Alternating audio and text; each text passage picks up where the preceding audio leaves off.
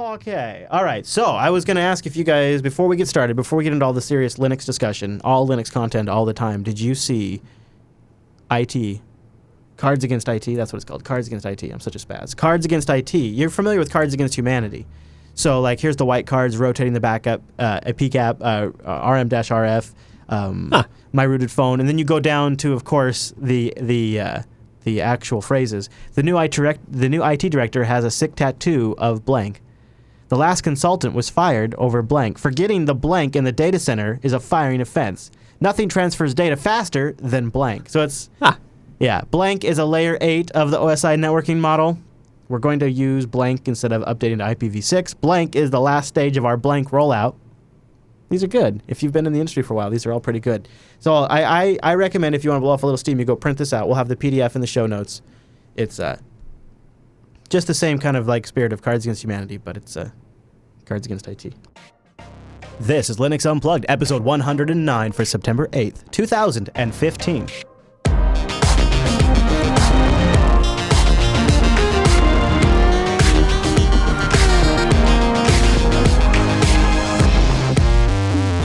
Welcome to Linux Unplugged, your weekly Linux talk show that really, really needs a shower. My name is Chris. My name is Wes. Hey, Wes. So I'm sorry if I stink a little bit. I've taken showers recently, but not like today. I'm sorry. Ooh, yeah, I'm going to sit as far away as possible over here. Yeah, that's cool. You can scoot the mic away. It's all right. Actually, I'll tell you more about that in a little bit, but we have a really great show coming up. Some feedback we got to start with from the community that touches on a couple of topics we've been following for a couple of weeks. And then I want to jump into this convergence demo of some pretty performance-demanding applications running under Xmir. Yeah, desktop open GPL applications running under Mir. Whoa. Yes, Xmir in like being pushed to limit. We're going to talk about that. And then also, did you see this headline, Wes? How Debian is trying to shut down the CIA and make software trustworthy again. I sure did. That's a hell of a title. It sure is. Dramatic, but important work. Yeah, we're going to talk about what that actually is, why the Debian project wants reproducible builds. See if I can say it. If I can reproduce the words. And why other projects are probably going to be picking that up, including FreeBSD, NetBSD, and maybe some other Linuxes. We'll be talking about that in just a little bit. And then, towards the end of the show, I'm going to do my darndest to convert Wes back to GNOME, because I'm going to tell him what is so badass about GNOME 3.18 that's not even in the release notes. Oh, no. That's right. And we might just get you to switch to GNOME by the end of this episode, Wes. I'll be the judge. Yeah, right. Okay. So why don't we get into a little bit of business, some follow-up and some show-specific stuff before we launch into the rest of the episode. The first thing I want to do right here at the top of the show is give our plug to old friend of the show, Mr. Matt Hartley, for launching Freedom Penguin, which you can find at freedompenguin.com. And one of the cool things he's doing is he's brought on some other friends of the show. You guys are familiar with Albert Westra, Odyssey Westra, who joins us frequently. And, of course, you're also familiar with Jed. He contributes a lot via email and subreddits and our online community aspects. And now and also Joe Collins is writing over there, now working with Matt on Freedom Penguin. FreedomPenguin.com. So that was Matt's project that he was working on for a while, and it's been in the works since he stepped down from Linux Unplugged, and now it is here and kicking, and you can check it out at FreedomPenguin.com. Very exciting. Yeah. Nice to see some new stuff from Matt. I bet if you're a solid contributor, too, I bet he's looking for contributors. I would guess. So along that same bit of a line of thinking, why don't we also say hello to somebody special? It's for people who like to mess with computers. No, not Mr. Leo Laporte, our new co-host on the show officially, Mr. Wes. Wes, remind me your last name. My last name is Payne, Payne, Chris. Oh, yeah. Look at that right there on my screen, right there. It's right there on my screen. You'd think I'd know that. Just right there. I like that. I remember when I heard Payne, I thought, that's a pretty good last name. Now, well, thank you. I would go just for your on-air persona, Pain. Oh, you're right. Just go for it. Just own it. Take it up a level. Yeah, really, because like it's a DJ name. Like you got to have a DJ name. So Wes is going to be joining Linux Unplugged officially as the co-host going forward, which is great because when I'm on the road trip, Wes will be here in studio, and he'll have local audio, and hopefully I'll have local audio. The show should still sound great even when I'm on the road. But it'll be nice having somebody in here that can physically push the record button and make sure we get the show out and things like that. And we'll hopefully have an editor coming on another editor to help put it all together when we're on the road. But yeah, so Wes, I'm super glad to have you here, and congratulations to Matt for launching Freedom Penguin. And we have a heck of a show to get into. So before we go any further, why don't we bring in the next critical piece of the show? That's our Mumble Room. Time appropriate greetings, virtual lug. Hip hip. Hello. Hello. Hey guys. A great showing. Whoa. All right. So I wanted to know right off the top. Are you guys all ready for a systemd killer? We have a brand new one, ladies and gentlemen. I want to bring it into the show before we go any further right here. It's super important. I present to you. Now, Wes, you help me with the official pronunciation because otherwise I'm going to say System 16? I guess so. System XV1? What do you call this one? Yeah. So System 16 is a modern take on service management. It aims to incorporate useful functionality while maintaining a modular design in the Unix tradition. System 16 uses kbuild, as used by VirtualBox. There are minimal dependencies you need, like proc CPS and a libkq, in the development formats. And then you just install your distro's package for kbuild, and you can run KMK, and you are good to go. It's free software. It's licensed under GPL 3, and it's here to replace systemd. And you know what? I'll tell you one thing it's got way better than systemd. That logo. Yeah. Systemd don't got that. No. Yeah, Colorful, bright. I love it. Yeah. Does it have any example configuration files? Yeah. As Corky points out, it's a play on System 5. And obviously, but it's pretty, it's just the systemd alternatives, they never end. I challenge someone in the Mumble Room to run this. Anybody want to take it? Anybody want to try it? Like, got a throwaway rig you could try this on?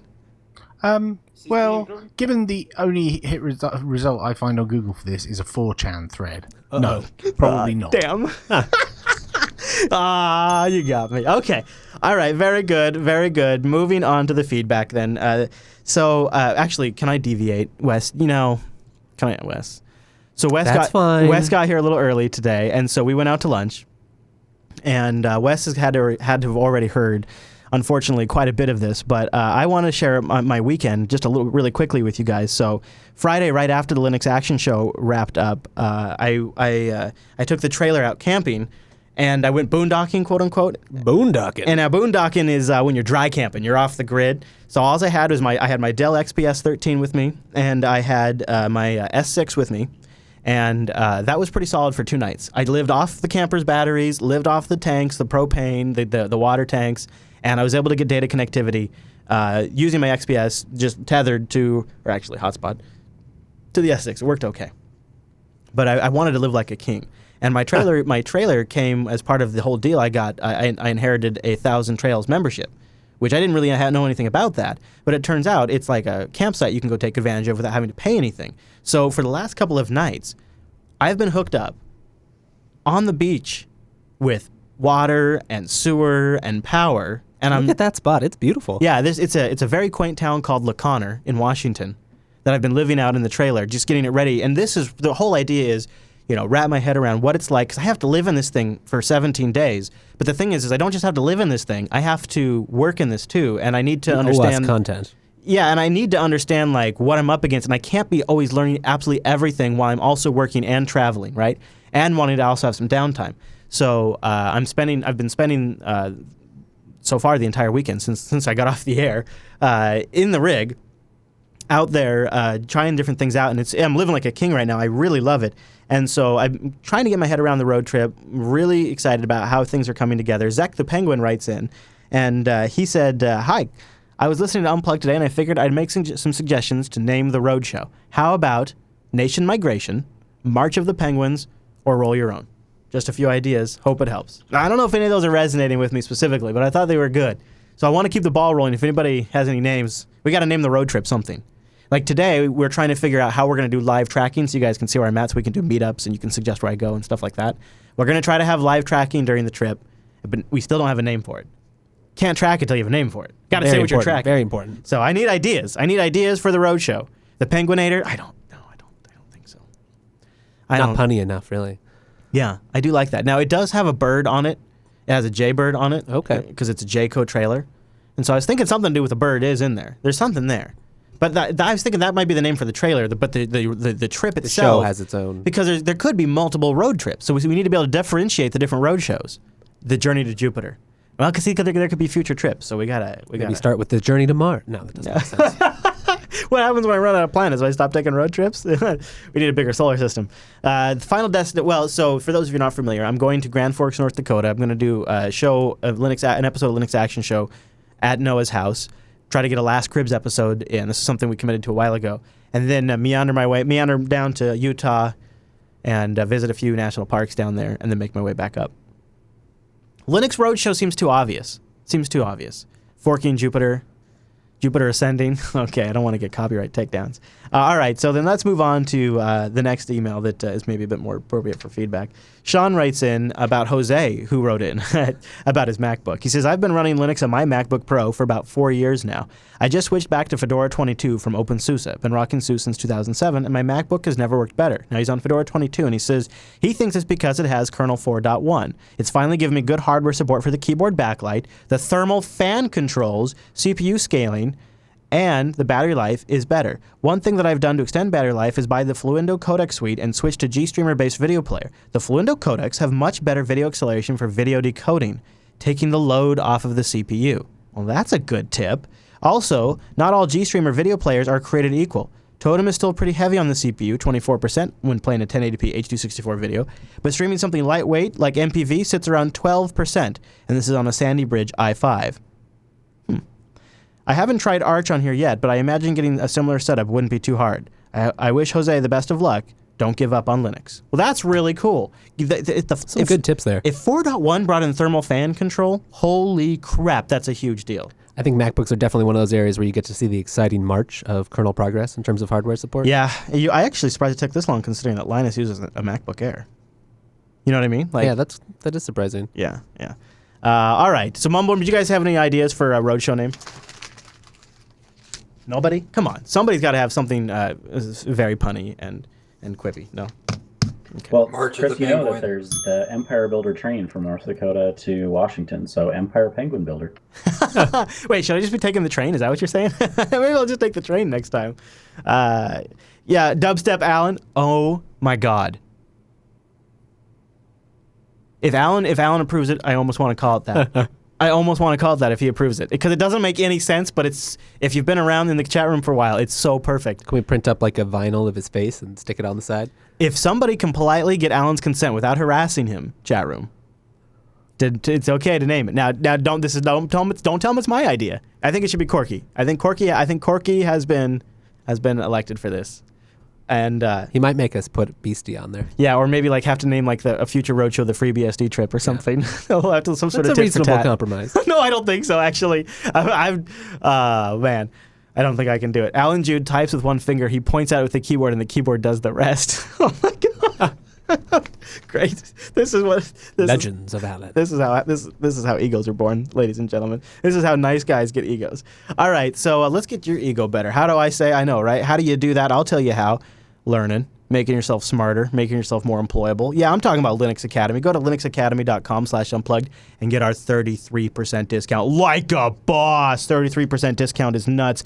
It's crazy. Go to linuxacademy.com/unplugged and check them out. So Linux Academy is a great resource to learn more about any technology around Linux. I mean, obviously all the Linux basics and the essentials. That's what you're going to get there. And then everything around, Nginx, Apache, OpenStack, virtualization, containerization, all of that. You're going to get that. Self-paced too. The courses are really good with videos and there's downloadable comprehensive study guides and PDFs that you can take with you, or audio files you can listen to while you're naked and wet in the shower. I mean, good stuff. And stuff that's going to stick with you, too. The kind of stuff that sticks on your bones and you remember because it's hands-on. It's scenario-based. So you're really using the technology and you're working with it. And you get to choose from 7+ Linux distributions, which is pretty sweet. And the nice part about that is it's not just the courseware, which, man, can you imagine how dedicated and passionate you have to be just to create 7 different iterations of the courseware? Like, even if you systemize that in a way that makes that straightforward, you still have to input all those different variations. You still have to check it. It is They nuts. clearly love what they do here. Seriously. And the nice thing is it also it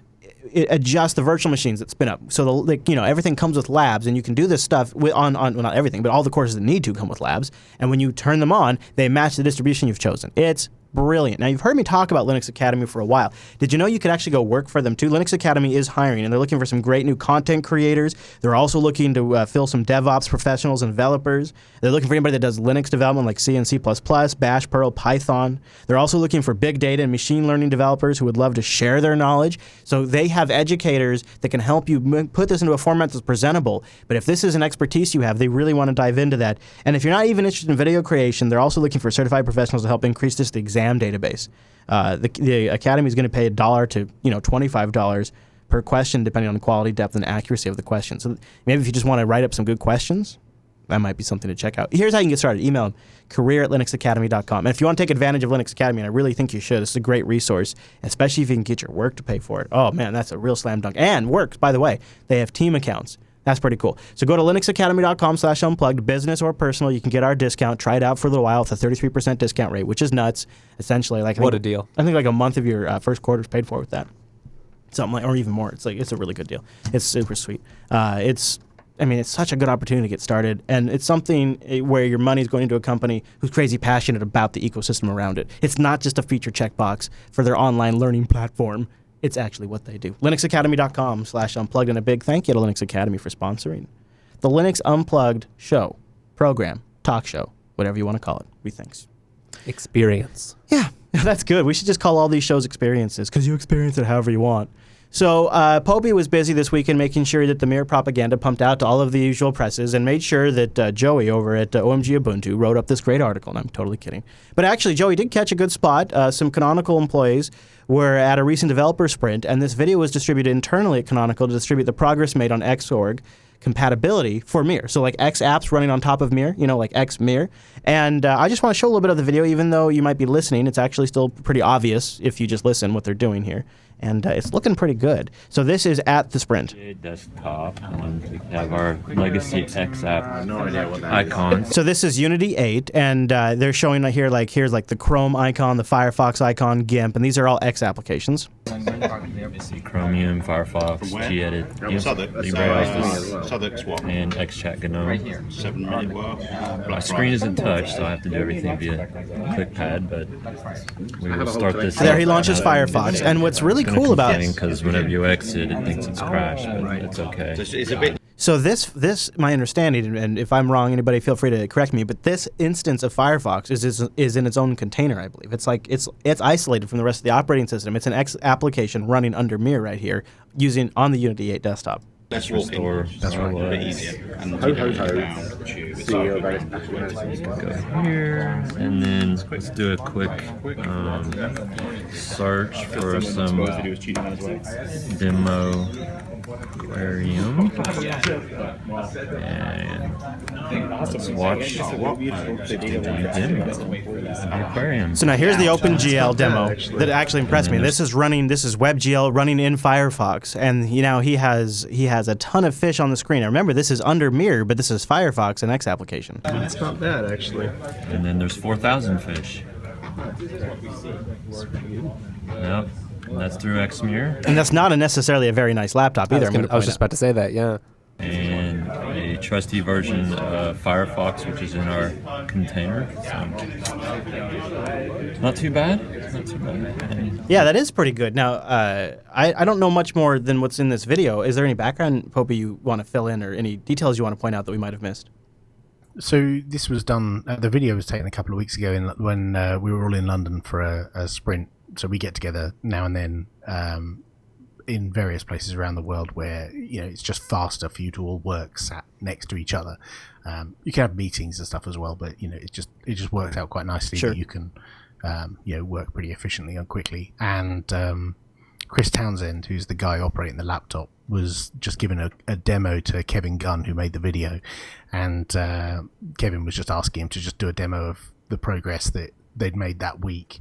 And you're right, it is all containerized, and the reason for that is so that it respects the architecture we've got for Mir applications under Mir. So all the applications on the phone and on the desktop under Mir are siloed. They're containerized so that they can't interfere with each other and stomp on each other's files and so on. And we want to allow legacy apps to run under Mir as well, but also not be able to stomp on all the other files, and don't allow Firefox to be able to read your contacts database or whatever. And so they've developed this tool called Libertine, which is on Launchpad. If you go to launchpad.net/Libertine, which is the tool that containerizes all of this and makes it all kind of work, and it's pretty cool. Yeah.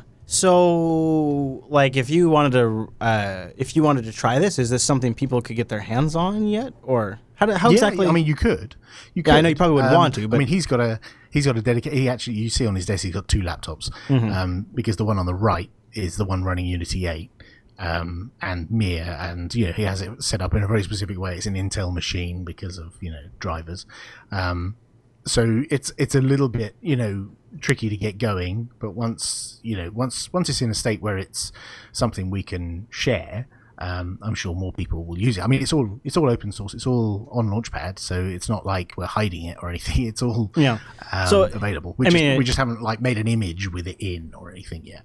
It seems like the key thing here is these Xmir applications are actually working pretty well. And that's got to be a pretty big point, because I would think, I don't know, but I would think a large percentage of the applications people are going to be using on a Unity 8 Mir desktop is old X apps for a long time, especially their most critical ones like Firefox and Chrome, when they're using it on the desktop. Right, there's going to be a few. I mean, there's going to be a few apps that everybody maybe the majority. I mean, if you look down your list of apps that you have open right now, they're X apps, and many of them won't run under Wayland or Mir, right? So yes, we need to provide I mean, this is the whole part of the strategy of heading towards convergence, is we still need to provide a way for people to run their existing apps. We're not just going to drop everything and say, all that stuff you've built up over the last 15 years, screw that stuff, throw it all away. That's not what we're doing. We're trying to make it possible for people to run those applications that they're familiar with, but in performant way, but siloed, so that they don't stomp all over each other. Because if we go back to having all the applications able to stomp all over each other, then we're no better than running under X. We might as well just stay with X. So it's a nice way to allow people to continue to run the apps they love, on a new desktop. So I'm going to ask you, Wes, since you're a practical tiling window manager kind of guy. If you were going to do this, so you're on, your home rig right now is Mint? My home rig is Arch. Oh, your home rig is Arch. Your work rig is Mint. Yes. So if you were going to upgrade and one of these machines, would you look at the apps you're running? I mean, is this at a stage, say in a little while, would you switch to something like Wayland or Mir if almost every single app you're using is X-based? Or is it just one of those things where you would just stay on X? I'm trying to decide from my standpoint, when does it make sense for me to switch over and why? And I'm looking at, it's got to be based on that decision, which could be down the road quite a way, so maybe I don't need to worry about it right now. It seems like that decision is going to be based on the apps I use. What are you going to base the decision on? Well, obviously, if I'm running Arch, I'm interested in new, interesting things. So yeah, I do want to give them a try. I'm very interested. The fact that you can just run your Mir or your X apps sandboxed in Mir, that's kind of really, really likable. So you might try just from the experimentation. Yeah, and the fact that they're already sandboxed is awesome. Yeah. I'm not sure now is a good time to switch, or any time, really soon. But even if I would, I personally, I don't think I would switch to this right now, and that's because I'm using a lot of Debian packages on my Debian style desktop, and as we keep saying, that's not going away. Everything's baked from those raw ingredients, which are the Debian packages. Yeah. So I can see people like expert users like you and me, and many of your listeners are already used to that and will just carry on using that. But someone who goes into a store and buys a laptop that has Ubuntu pre-installed, maybe in a couple of years, right? That may have Unity 8 and Mir pre-installed, but have a nice button that lets you install X apps that they're familiar with, or that they've seen before, or that some online guide or an expert friend has told them to get. So I think probably those are the kind of people who would probably move first, but we might experiment, like you say, Wes, have a look at it, have a play with it. Maybe it won't. I wonder. I think switch, so. I think a niche of the niche will, but I also wonder if many people, if the threshold's always going to be, well, what are my applications then I wonder if it's going to be one of those things that just keeps getting delayed and delayed and delayed for the most people. But I'll give North Ranger a chance to jump in with visions of if we no longer had to deal with X. Go ahead, North Ranger. Yeah, I mean, with your desktop environments like KDE and GNOME on the desktop, getting much improved support in the last 12 months, and the push from folks like Canonical on the mobile side, I think we might see a switch to these next generation, whether it's Wayland, Mir, et cetera, and the various platforms. We'll see that switch happen sooner rather than later because we'll get benefits in performance of the actual desktop environment. On a tablet, you definitely want every last little bit of frame rate, the fewest milliseconds of touch response time, where technologies like Mir are a real benefit. So as long as your base desktop is running it, even if your apps are containerized and running through the second layer X server, we can live with that. Yeah, I agree. Yeah, if there's quick adoption there, that would be. I could see myself, like when I run on a GNOME desktop, I try to run like all GTK applications, and when I run on a KDE desktop, I try to run all Qt applications. I could see a time where if there's enough applications, I might use one web browser over the other if it was native to Wayland versus an X app. Could you see yourself doing that? I could definitely, yeah. Especially, and if it, if running the X app still works really well, then why not? Why not just switch the backend? That Firefox WebGL demo was fairly impressive to me. Yeah, because that doesn't seem to be much of a even if there is a performance penalty, if it can do that fairly successful, the performance penalty is not going to be that big to your web browsing session. And so if you're curious what we're talking about, we have the video embedded in the show notes. And I'm glad you guys decided to post that, Popey, because I know it's not like the most polished video, but it's really cool to see. It's very interesting, yeah. To really see it, and it's nice. I think you're going to see some more of those. Good. I think that was the first of a trial balloon. I think we want to show off some of this stuff because we get a reputation for sitting in rooms and doing stuff privately, and all the code is on Launchpad, but because people don't build it and run it and and see it, they think that it doesn't exist when in fact it's actively worked on. And that video is 2 weeks old, and if you look on Launchpad, there's already loads of changes since then. So this video shows us it is true. You guys are working together in closed rooms, but now you're just showing it to us. Documented closed rooms. No, it's just funny because it's cool that you're publishing that. It's a good point, well taken, and for me, it was like, well, this is. And the other thing is, Popey, is the internet's full of lazy cats. Like, who wants to sit there and build all that stuff when you could just watch a YouTube video of it? And one of the things that some of the other desktop projects have going for them is they just have super enthusiastic fans that go and do video production. Like we're going to talk about when we get to GNOME 3.18. We're going to talk about some of these videos that show off GNOME 3.18 and some of these write-ups that the GNOME Foundation should be paying these people for it. It's so well done, and so it's good to get your version of it out there too. That's what I say to that, and I liked seeing that WebGL demo. I'm not going to admit it. Yeah, very slick. You know what else is real slick there, Wes? You know what else is super crazy slick? In fact, I love them. I use them all the time. DigitalOcean. Heck yeah, it's DigitalOcean. Where's my? Hold on, there we go. I gotta go. You gotta go there right now. Actually, I was gonna say, if you don't know about DigitalOcean, then I got bad news. You have been under a rock. Because something really cool has been developing for a long time. And you can get in on it for 2 months for absolutely free when you use our promo code DO Unplugged. Go over to DigitalOcean.com and remember DO Unplugged. And now I'm going to tell you about them.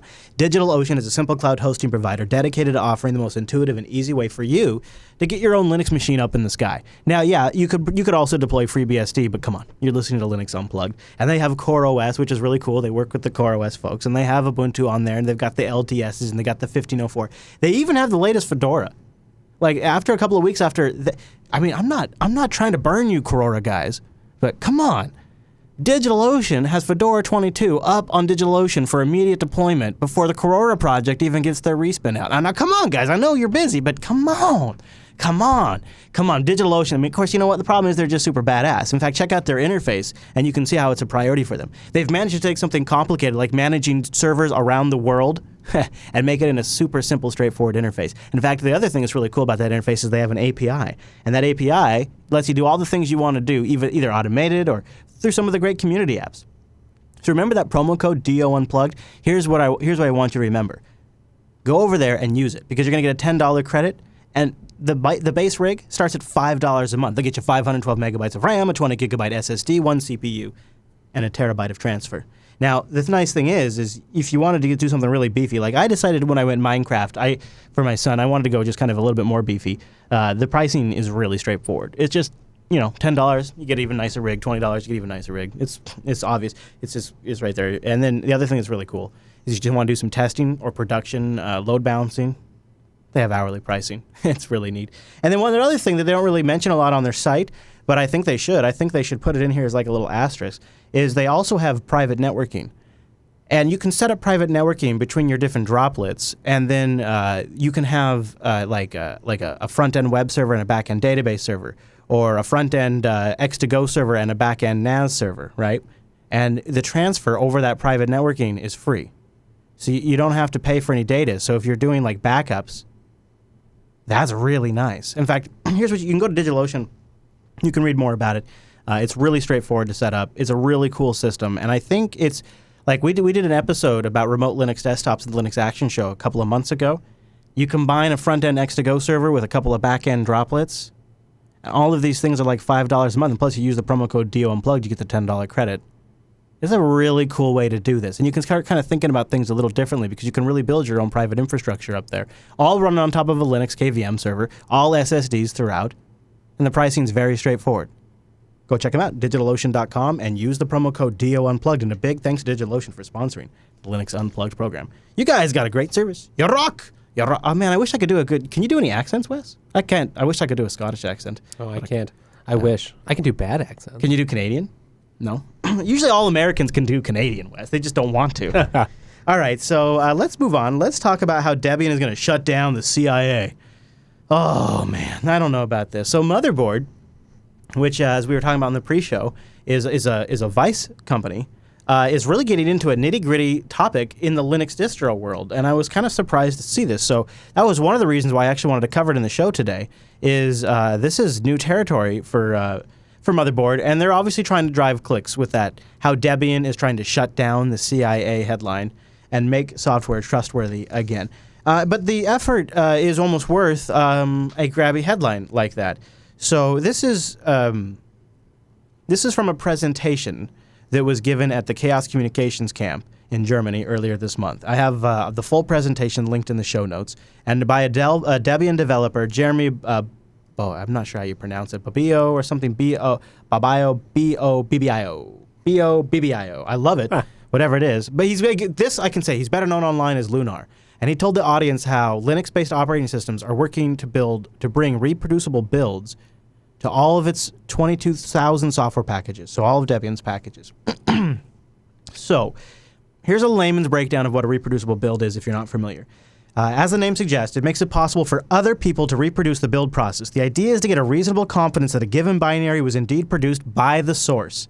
This is a quote from Lunar's presentation. We want anyone to be able to produce identical binaries from given source. A software package reproducibility build should be byte for byte identical to the publicly available package. Any difference would be evidence of tampering. Reproducible builds rely in part on David A. Wheeler's solution to this problem, called diverse double compiling. Are you ready for this one, Wes? Well, let's hear it. Are you excited? I am. Okay, good. Giddy. Lunar explains you need two compilers with one that you somehow trust. Then you build the compiler under test twice, once with each compiler, and then you use the compilers that you just built to build the compiler under test again. If the output is the same, then there are no backdoors. But for this scheme to work, you need to be able to compare that both outputs are the same. And that's exactly what we are enabling with having reproducible builds. According to Lunar, 83% of Debian's packages are now built reproducibly, with more that join the party every day. So does this sound kind of like in line with what you've read about reproducible builds? Is this essentially you can take the source, and when you build it, it's exactly what the source should be, exactly what the author says? Yes, and I think one of the big challenges is making sure that you've got a build system set up in such a way that you can easily do that, and that other people can easily replicate. Because there is the issue is the compiler compromise. Like if you're really worried about a state actor, the compiler could be the weak link. So that's why you have to. That is a key piece of this.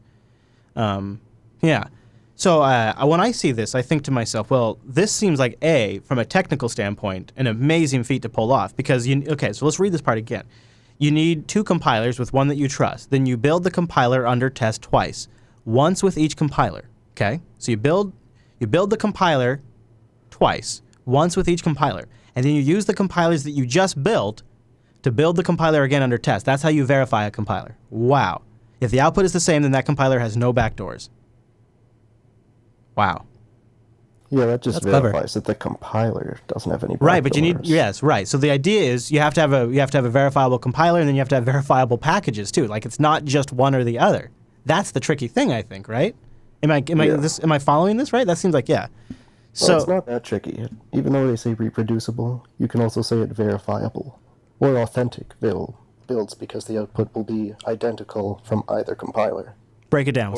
So why do you say authentic, or what did you say? Or because you can just hash or okay. verify the output binary, so bit per bit compatible or comparable and exact to what the other compiler spit out.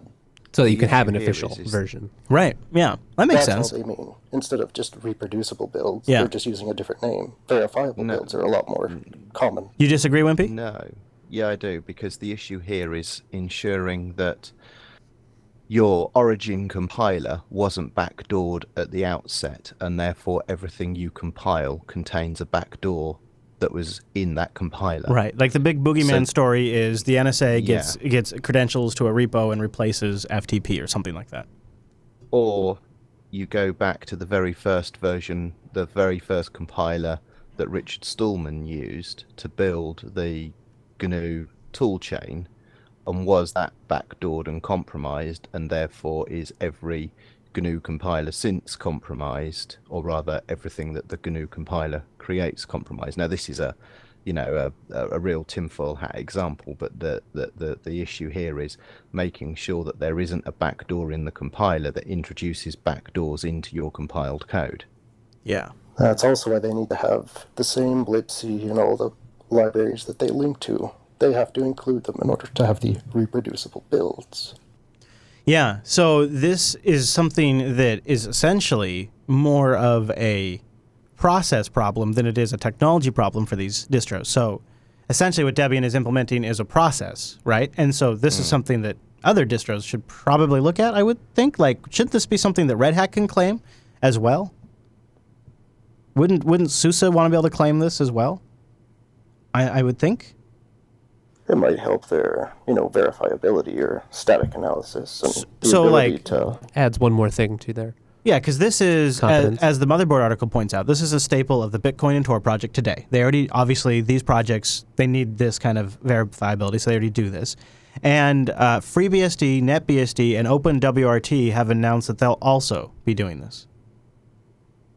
So it seems like there's a big movement here to me for people that want to be trusted. So you got to figure it's something that's on a lot of people's minds. And Red Hat's been looking into a lot of this stuff. So I don't know. I wouldn't be surprised if we don't see an announcement at some point. kind of similar to the functional package managers like Nix. Yeah. 'Cause they have like a hash of all the dependencies that go into building. They kind of do this by default. Huh.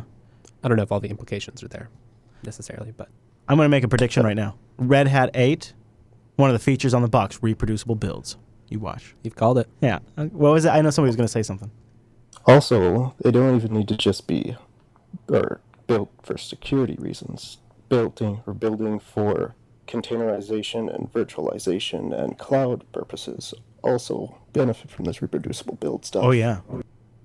Yeah, that's a good point. Yeah, there is that aspect to it. Just, ensuring you're delivering your software completely and things like that. Yeah, I think the reason why we took the bent of the NSA and CIA is because, Lunar says, what was the line he said here?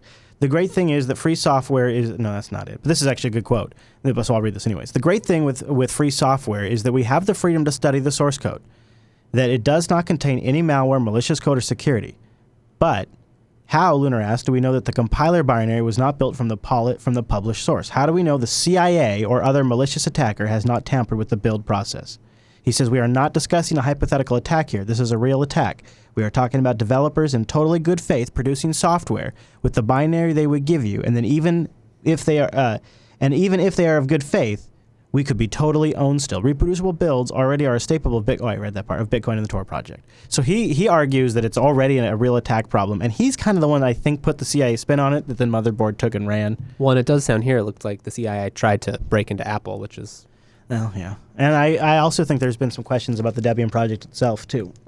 So Yeah, I mean, There they was, distribute a lot of software. There was a talk given on this subject at FOSDEM earlier this year. Oh, yeah? And it wasn't just related to this, it was also the auditability and the fact that actually some of the packages in the archive were built not by the builders, but builders in the in the cloud, but actually on developers' local machines. And what really should happen is all of those builds should move to the server where they can be verified. Because if they're being built on a local machine by a developer, then it makes it even harder to verify that it's not been compromised. yeah, because who knows the state of that developer machine? Yeah. Oh, Yeah. you developers. Developer machines are notorious. Developers. Yeah, interesting. And it's an area that is sort of new to me, but it sounds like actually once you kind of take away some of the you just change the words you use, and it actually makes a lot of sense. It looks like they've got a link to the Yeah. the full slides and discussion. Yes, sir. I'll put a link to that there in the show notes directly. Now, it is a PDF, but it's his whole presentation that he gave. It looks like a lot of good information. Yeah. there.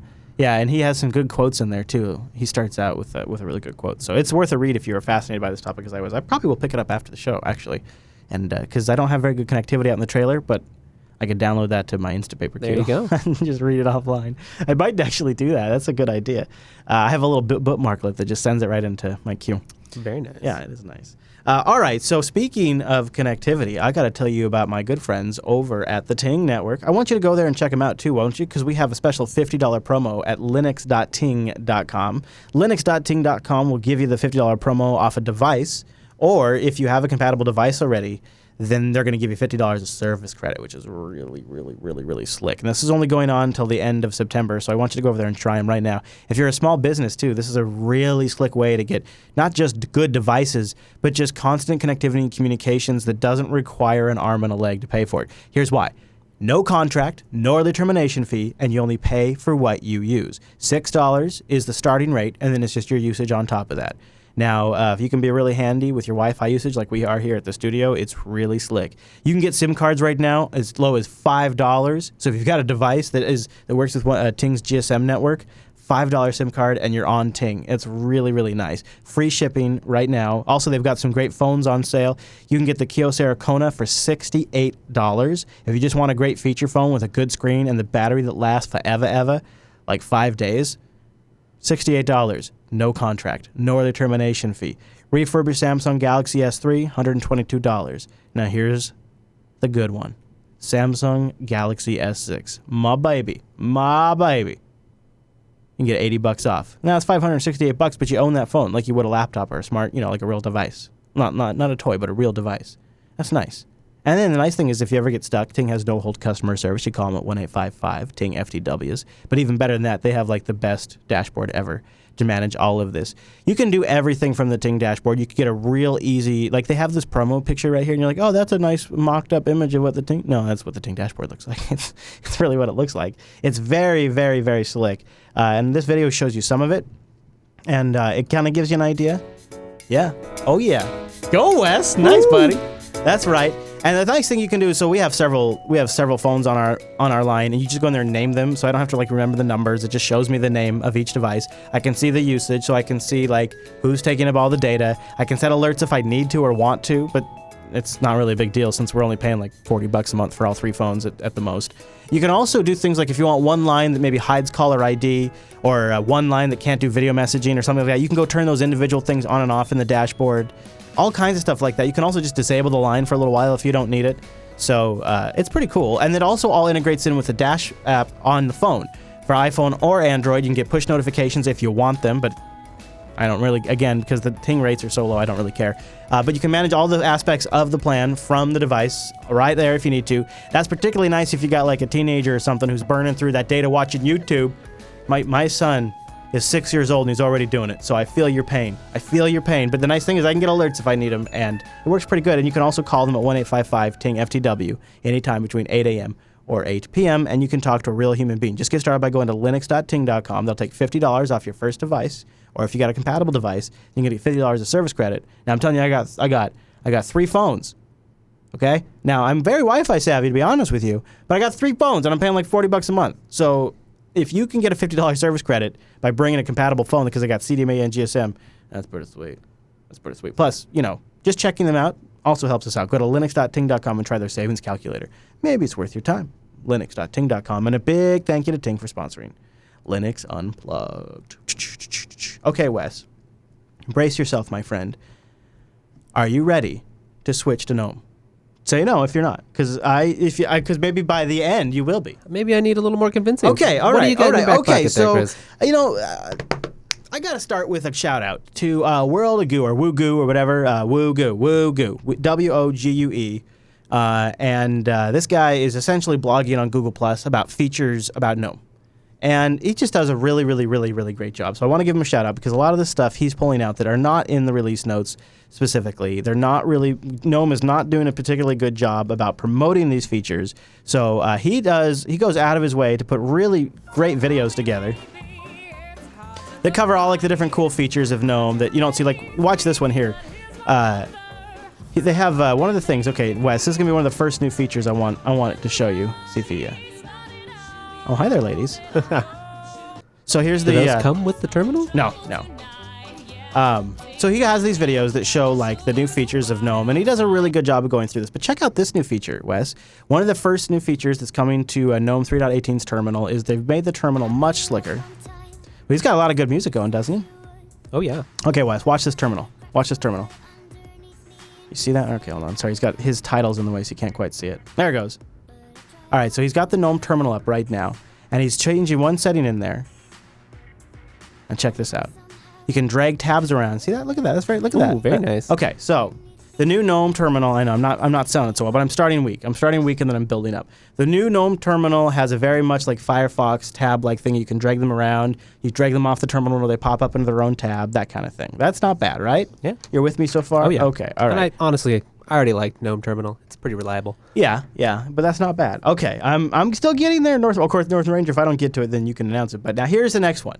Wes, we were talking about Wayland earlier today, and I want to make the case, even though the KWin project is coming very far on its Wayland support, I have to say GNOME 3.18 is introducing some impressive Wayland features. The most anticipated feature for me, at least, is somebody that's finally said, so we're really here with Wayland, but we're close. Because NVIDIA doesn't support Wayland yet, so that's a big stopper. But if you can get around the fact that NVIDIA isn't supporting Wayland, the GNOME 3.18 desktop is pretty rock solid now. A bunch of improvements have gone into Mutter specifically, so it's very performant under Wayland. But also, they've set up shared clipboards now, so your X applications and your Wayland applications can copy and paste between each other. It's really good stuff. And so the World of Goo guy or Woo Goo or whatever, he has been blogging like a machine about all the different things that are working and not working and problems like that. But it's looking like Wayland support is looking really good, almost good enough for everyday use, especially if you're on Intel now, starting with GNOME 3.18. Everyday use. Everyday use. Everyday use. Everyday use. Whoa. Are you ready for this? I might be. I swear I muted my phone before the show started, and somehow during the show it got unmuted. I do not know how that happened. All right, so, okay, the next feature. Are you ready for the next feature of GNOME 3.18? Are you ready for the next feature? Let's hear it. All right, the next feature for GNOME 3.18 is going to disable that crappy search in the open dialog box and on network drives, recursive search that kills Nautilus and makes it die, and finally fixes that up. What do you think of that one? How do you get? Nothing? Long overdue. Yeah, I'm not surprising you. About damn time. All right, okay, now you're ready for of course, I don't know if I'm going to sell you with this one, but one of the big features that's making a lot of headlines today, this is the one that everybody's talking about as we record. GNOME 3.18 is going to allow you direct access to Google Drive right in Nautilus. Yeah. Built right into Nautilus. GNOME, you're going to have access. That's going to mount to kind of like a WebDAV kind of share, so it's going to be... What is it using in the back end? Probably some kind of WebDAV. It's not full sync, okay. As far as I know. But North Ranger, was that what you thought the big lead was the Google Drive support, or is there something else you're excited about? I was actually excited about the Wayland clipboard support. Oh, yeah, and it's full like drag and drop even. Wow. Yeah, it's real nice work. They've really done it. That's a big improvement. That's awesome. Yeah, it really is it's gonna make it much easier to coexist with X apps and Wayland apps on the same desktop. So that's a huge deal, but if you're not running Wayland yet, it's not that big. But the fact that they're basically saying we're getting close to everyday use is really, I think, pretty exciting. I think GNOME 3.18 is actually going to look like a really good release, and I didn't really know. One of the things is I started digging around before we started this episode to kind of see, okay, well, here's what the GNOME project sort of outline about what's really cool. But when you actually start digging into like some of the release notes and things like that, there's things they're not putting in the release notes that are. There's a lot of little small improvements that they're bringing into GNOME 3.18 that I don't know. I think it's looking like a really great desktop. So if you're going to try out Wayland, It seems like the way to do it. it seems like I think if you're going to try, I don't know how your awesome window manager is going to work, Wes, but I think if you're going to try, I just love that I don't just like giving you a hard time. I think if you're going to try out Wayland, I think you're going to have to try out GNOME 3.18. I think you're right. Okay, we'll I see. mean, GNOME is fast becoming, All right, second prediction of the show. show. A second prediction of the show. Wes switches back to GNOME. I swear, because right now you got Awesome and Cinnamon. Yep. And does anybody know what Cinnamon's plan is for Wayland? What's the plans there? Are they working on that right now? I know they're using GTK3. Yeah. I guess as long as. And what are they They're- using? What's the compositor for? Well, it's called it's forked from Mutter, and there's that's right. called begins with M, Muffin. But when I spoke to Clem about this a little while ago, he's just waiting for Wayland to really get to the point where it's got mass adoption behind it, and I think what that really means is that the GPU vendors support it. Yeah, and he makes also sense. probably wants to see just where things play out with Mir too, because I mean, if he's based on Ubuntu, that might end up being a way to go too. So the GNOME 3.18 release. Why am I talking about this right now? Because it's supposed to come out by the end of the month, and I might be on the road.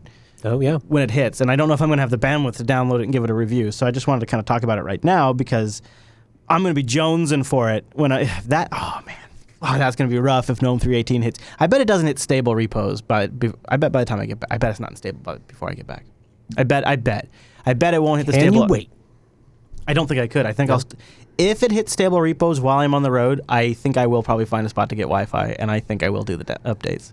I have to, man. You kind of have to. I mean, I can't go a couple days. Yeah, I'll go to a Starbucks. Exactly. I'll go to a Starbucks XT and I'll do the update there. Yeah, I will know. I'm hoping I haven't got all the details yet, but hopefully Ting's going to be providing connectivity on GSM and CDMA networks for me along the trip. So we'll see. But still, it feels like an abuse of a privilege to update my Arch boxes while on the road, because I'm going to have probably 2 of them, maybe 3 of them with me on the road, and I don't know if I want to be doing package updates on 3 Arch boxes because they're all running GNOME. So just McDonald's, I could totally do it to McDonald's. I could do that. Nice. All right. So any other Wayland or GNOME 3.18 thoughts before I move on? Anything I missed? There's also other features that they're adding. Those are just ones that I don't think are going to be in the release notes. But I figure we'll all be talking about the ones that are in the release notes when it comes out. Yeah. So, okay. Going once, going twice. All right. Well, then I will just I'll just leave with a little mention that as if you are curious on the state of the whole road trip and where that's going, as I get kind of ramped up to it, I have posted a couple of videos up on our YouTube channel. I think I mentioned this at the end of last week, or I guess this week. I did. Oh no, that's right. I mentioned it at the beginning of last. Boy, I'm an old man.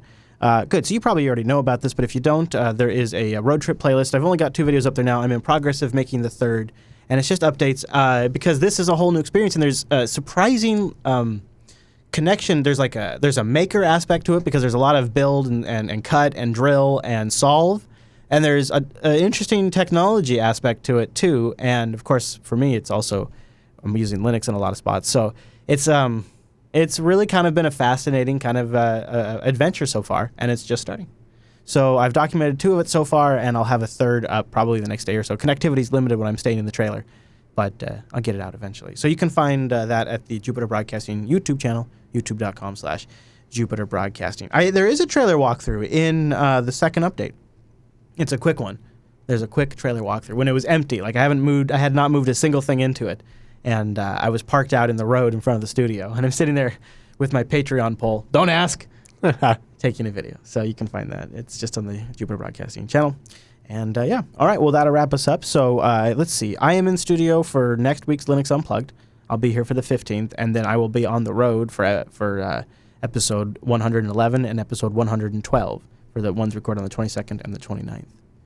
We should be doing it at the same regular time, I think, though. So I think that all is, if you listen live, I could pre-warn you though. The download might be slightly delayed because the intention is for me to have a local recording on the road so that way my audio quality isn't that much worse when I'm doing the road show. But to do that, we're going to do it, the show will have to pass through another set of editing to combine my remote audio track, Wes's local audio track, and the Mumbles audio track, and any computer audio that we have. So potentially 4 or 5 different tracks may have to be lined up by an editor and then delivered for production into video as well. So during the road trip, there may be an 8-hour delay or so on the release of the show. So maybe instead of coming out Tuesday night, it might come out Wednesday morning or Wednesday midday or Wednesday afternoon. I'm not quite sure. We don't know yet because we haven't tried it yet. But just as a pre-warning for those of you that might notice that, I wanted to get you a couple of weeks heads up because if you're a little bit behind by the time you're catching this, that'll be affecting you. But hopefully it won't be a big deal. And you just grab the RSS feed and you'll get them when they come out. Or be here live for all the fun. That's right. That is the fastest way to get it.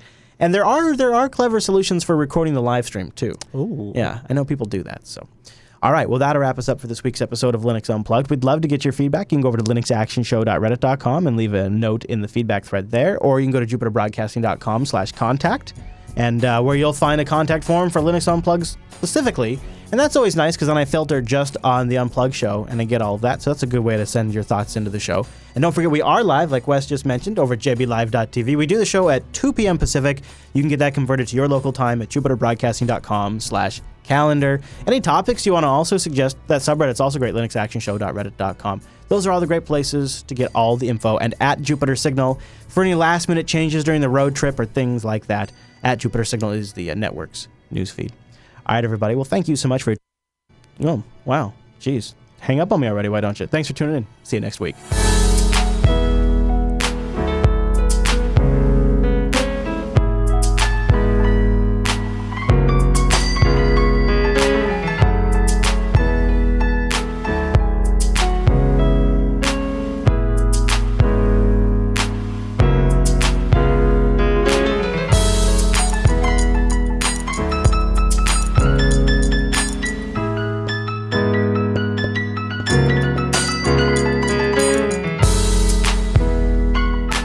Derpa derpa derpa derpa derpa derpa derpa derp. Another suggestion for GPS tracking coming in right now. Boy, this is we're all about the GPS tracking right here on the Linux Unplugged program. I tell you what, this is a serious endeavor because I want to make sure you guys know where I'm at, so that way you can tell me the cool places to get brews, food, or meet up with me. So this is worth the effort. We got to spend a little time talking about this. While we all go vote for titles, jbtitles.com. JB Titles. We've got to get into this. This is kind of neat. So I could use this on the road trip somehow.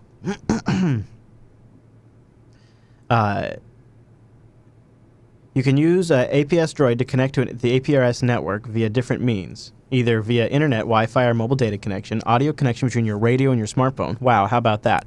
Or a Bluetooth serial connection to a TNC. Once connected, your beacon and presence see what stations are around and send and receive APRS messages.